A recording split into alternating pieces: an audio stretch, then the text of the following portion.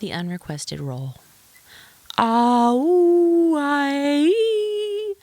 The sound echoes down the empty halls of my townhouse, piercing my sleep and sending my brain into a fuzzy haze. It was a well-known sound that I was never far from. Ee-oo. This time it was louder, and I knew I had to hustle before he woke up the neighbors. My bleary body ached to just one time wake up naturally whenever I wanted to, even if it was just to my own alarm clock like a normal person. I launch out of bed, and the cold night wraps around my bare legs. I check the clock as I grab my old gray fleece robe. It's 4:51 a.m. He let me sleep in today. I stepped into the hall without turning on any of the lights and gave my eyes a moment to adjust. My daughter's room was across from mine, and I didn't want light to spill under her door. She endures enough as it is. I try to control what I can. Ee, I hear coming up the stairs, the lights strobing like a club without the crowd. I descend down to the family room with the same feelings of dread, chased by guilt, followed by shame, as I do every morning. Good mothers don't dread greeting their children every morning.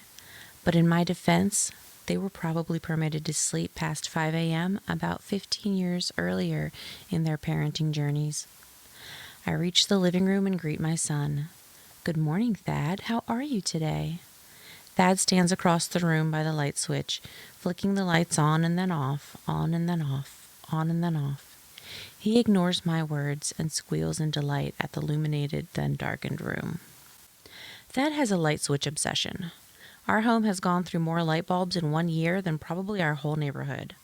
I buy them in bulk at Costco now and stockpile in the back room of the basement like a pending apocalypse. Crossing the room to my son, I place my hand on his and invite him to the kitchen for breakfast. The word no is a trigger for him, so I'm careful in how I correct unwanted behaviors. "Okay, buddy, want to come get some breakfast?" He's dressed in just his red plaid boxer shorts and impervious to the chilly temperature. I even secretly tried to keep the house cooler at night, not just to save money, but to encourage Thad to stay in his bed under the warm blankets for as long as possible. But a high tolerance for pain and cold are common in autistic children, as are fixations, like light switches, and avoidances. For Thad, it's soft foods. With the exception of chicken nuggets and pizza, my 17-year-old son subsists on crispy textures and crunchy foods. We eat a lot of tacos, nachos, corn tortillas, and crackers. I've learned to put entire casseroles into taco shells to get him to eat something different. Breakfast is always dry granola and a water bottle full of water. On a good day, I can get some apple slices in him. On a bad day, I save them till dinner and try again, or give up. There's a lot more giving up in motherhood than I expected, and I wonder again if everyone struggles this hard, or am I just a weak parent? I guide Thad over to his chair, but I know he won't sit down until the granola is in front of him. Always the same brand, never any raisins. Pure Grains has no idea how much I desperately depend on them not to change their recipe for honey granola for the sake of our morning routine. I pour a handful into the green bowl, the one that suctions to the table, and place it in front of Thad. He willingly sits down, and the vocal stimming calms as he fills his mouth with his fingers. The struggle to contain a child who vocalizes nonstop in a townhouse community is a ruck vest around my chest, always present, baked into our lives until I no longer notice the weight. Filling Thad's water bottle with room temperature water and placing it at his seat, I redirect him to sit back down and keep eating while I start my coffee. At this time of day, especially on the days when Thad starts our day before 4 a.m., I wonder how his father is enjoying his new life in Denver. No doubt he is still asleep 2,000 miles away with his replacement family. Dante and I divorced when the twins turned 6. We were in the early therapy days of Thad's diagnosis and argued constantly about his future.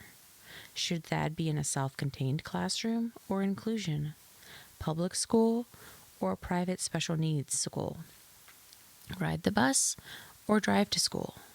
Exposure therapy or avoidance of triggers? Can we get ABA? Adding on the landslide of doctor's appointments and therapy sessions, none of which Dante could spare the time to attend as an ER physician. A valid argument, maybe, but a heavy load nonetheless. The sacrifice fell to me, since someone had to make it. I sold my mobile dog grooming van, a dream I had scratched and clawed to bring to life just a scant 5 years earlier. My client list was huge, and I was proud of my own success. I was popular, dare I say, and in high demand in the expensive neighborhoods. But they weren't near here, and I couldn't keep stopping every day to bring the van home, switch cars, pick up Thad from preschool or kindergarten, drive him to therapy for 1 hour, just to do the same thing in reverse for an additional 2 hours of remaining school. I fought mightily to work weekends, but Dante's rotating schedule and the overwhelming exhaustion eventually snuffed out my light. I accepted that full-time caregiving was my life, and our little family circled Thad as though his needs were the sun. Everything revolved around him. I. Thad crooned into space, the background music to my life. I no longer heard the syllables, truth be told. I just attempted to manage the volume at which he stimmed in an effort to be a good neighbor. The walls weren't thick in this neighborhood, which was how we could afford it in the first place on my part-time pay and Dante's part-time child support. The kids may age out of child support, but Thad's needs will not diminish at any age.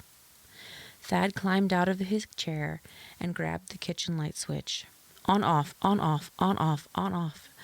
Okay, let's leave the light alone, I remind him, as if it made a difference, and pour myself a cup of coffee. Now it was time for the first round of the day's medications. Thad can't swallow pills, which means he can't take any extended release pills, which means we have to medicate him more frequently, including in school. Which means not only am I responsible for maintaining the supply of meds at home, but I also have to get the school ongoing refills on the regular. My mental load was the size of Mount Rushmore. Thad swings his head around as I try to get his prescription into his skinny body. His coppery-colored skin covered in goosebumps that meant nothing to his brain. Trying to pour liquid medications down the throat of a kid who never stops talking is an art of aspiration avoidance. I could teach a class on this little-known skill. Coffee in one hand and my arm around Thad, I lead him upstairs to his room. Time to get dressed, Thad boy. He knows what I'm saying, even if he doesn't speak back. Thad can say a few words if he wants to. Mom, no, light, Tara. His sister is his favorite person on the planet. She is first in line for sainthood and deserving of 1,000 times better of a childhood than she got. No, we can't go to Disney. Thad hates crowds. No, we can't go to fireworks. Thad hates loud noise. No, we can't go to dinner. Thad would never make it through a meal. I can't marinate on the number of things that girl has had to do without because of her brother, or I would never stop crying. It wasn't fair to her. It wasn't fair to anyone. But it was our lives, and I tried to make hers as normal as possible. It was getting easier now that the twins were older. Tara didn't ask for sleepover dance parties at her house anymore, or cry because nobody wanted to come to her house for a play date with her weird brother that stands too close. She had her friends, and much of her time was spent at their houses, a fact I both hated and understood as a survival tactic. I couldn't fault her. I heard the shower kick on and knew that Tara was up for school. I wouldn't see her until she was walking out the door. Thad would consume all of my focus and attention to be presentable by the time the bus came. Pulling out a sweatshirt and sweatpants, I raise Thad's arms above his head and thread his hands through like I'm threading a needle. He holds them up at least and steps into his pants, but that's as far as his help goes. At least he doesn't fight me. I know parents whose kids have given them black eyes over wearing pants in the morning. We don't fight over clothes, but we do fight over toothbrushing. Thaddeus hates brushing his teeth. I gave up on trying in the mornings because he'd spit the baby toothpaste back onto his shirt through his clenched teeth, and I'd end up having to redress him. Now I hope his crunchy morning diet scrapes the scum off his teeth like dog dental biscuits and leave our wrestling match for bedtime, strategically after his melatonin and trazodone to weaken his efforts. I apply Thad's deodorant, pull on his stretchy laceless shoes, and brush his hair. We keep Thad's dark brown hair as short as possible, which is a challenge because he hates the clippers. But he loves Bluey, so if I wait until bedtime, give him Bluey on the iPad, and dose him with his sleepy meds, I can get a quick buzz in before he goes to bed sometimes. It's not always pretty, but not much in the neurodivergent lifestyle is, if we're being honest.